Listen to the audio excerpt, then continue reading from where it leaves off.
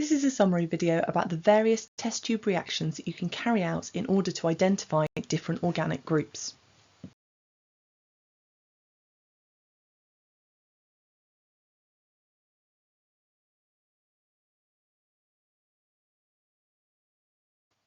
The first thing that you need to be aware of is that if you get an extended response question that's about this practical, it's important that you're completing your tests in a logical order.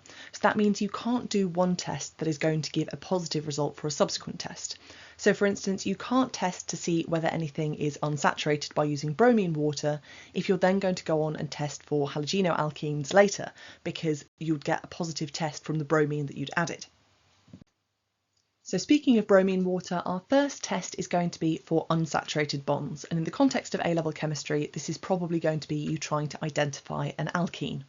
So we're going to do this test by shaking the prospective alkene together with some bromine water or bromine solution, and we'll see that that orange colour is going to disappear as the solution becomes colourless, and that happens because the unsaturated bond, say a double bond, opens up and can be attacked by that bromine, and so we no longer have that bromine-bromine bond, which is what's absorbing blue light and making it look orange. Next, we have a test for carboxylic acids. So we're going to add sodium hydrogen carbonate, which is a colourless solution, and if you add any acid to that, that will cause effervescence. You could then go on and test the gas that's produced in that reaction with lime water, otherwise known as aqueous calcium hydroxide, to prove it's carbon dioxide by looking for that milky white precipitate. Our next test is for halogenoalkanes, and this is a slightly longer test. So to start with, we're going to add some sodium hydroxide and we're going to gently warm this.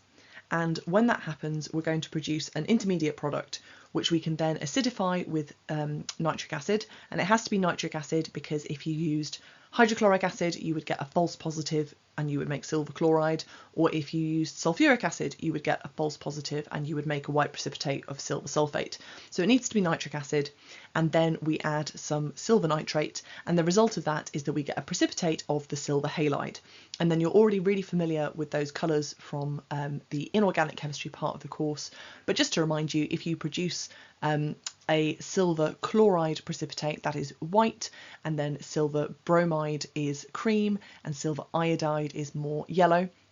And then we can even go on and prove that further by attempting to redissolve those with either dilute or concentrated ammonia solution. To try to identify an alcohol, there are three different tests that we're going to use. The first one is testing with potassium dichromate. So this is an orange solution that we're going to add and we're going to warm, and that orange colour will turn green if you have a primary alcohol or a secondary alcohol. So both primary and secondary alcohols can be oxidised to make aldehydes and to make ketones, and so as they are oxidised, the potassium dichromate is reduced, and that leads us with this colour change that goes from orange to green. So we can use this to rule out a tertiary alcohol because a tertiary alcohol won't create that change. And we could also use it to rule out some other things that can't be oxidised further, like we could say whatever we're putting in is not a ketone, or we could say whatever we're putting in is not a carboxylic acid. But it's worth being aware that an aldehyde will also give a positive test because the aldehyde can still be oxidised to make a carboxylic acid. So this test is fine if we're trying to exclude tertiary alcohols and say it's not one of those, but we could have some potential false positives if there are things that are not alcohols, and also it doesn't allow us to conclusively tell the difference between primary and secondary alcohols.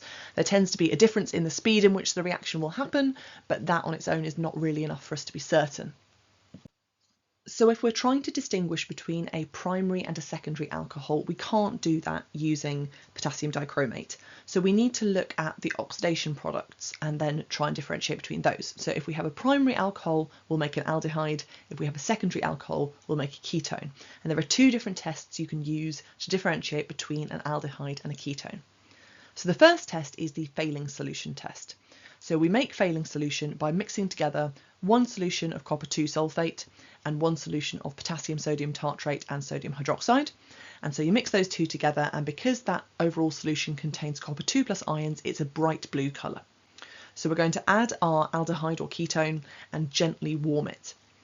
If there's an aldehyde, the aldehyde will be oxidised further to produce a carboxylic acid, and as it's oxidised, the solution and the copper 2+ in the solution are reduced to copper 1+, and we get a copper 1 oxide precipitate which has a red colour, whereas ketones we don't see any change at all.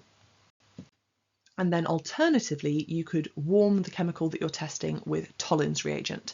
So to make Tollens reagent, we add a tiny amount of sodium hydroxide to some silver nitrate to make a precipitate of silver oxide. And then we redissolve that silver oxide precipitate in dilute ammonium hydroxide, and that's how we make the Tollens reagent. And then we add our aldehyde or our ketone and we warm those together. And if it's an aldehyde that we've added, then the aldehyde will be oxidised to make a carboxylic acid, and in doing so it will reduce the silver plus ions by adding electrons to them. So that will be reduced to silver atoms, and that's how we get our silver mirror.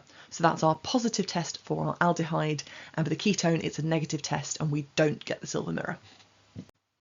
So that's all there is to it. Those are all of your test tube reactions for AQA AS organic chemistry. Thank you very much for watching, and if you did find this video useful, don't forget to like, subscribe, comment and share for more A-level chemistry videos coming soon.